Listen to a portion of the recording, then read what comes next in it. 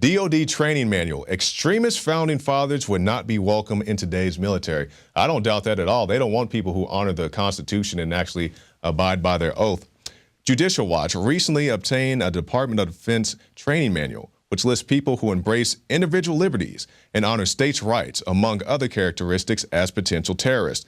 The manual goes on to bar military personnel from actively participating in such extremist organization activities as publicly demonstrating, rallying, fundraising, and organizing, basically denying active duty military from exercising the rights they fought so ardently to defend.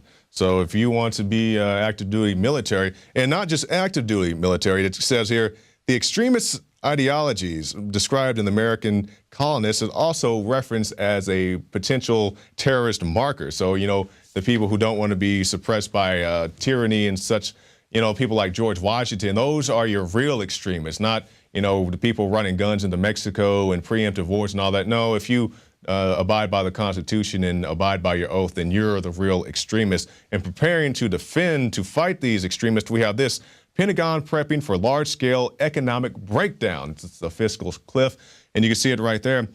You see the Pentagon and agencies like the Dept.of Defense, a lot of DoD in the news today, are in full-scale emergency readiness, in their own words, for cataclysmic events that are believed to ultimately ignite riots in the face of chaos and economic collapse. And it's one of the reasons why we're seeing such a massive amount of spying on activists of all kinds, alternative news writers and personalities, and basically anyone preparing themselves.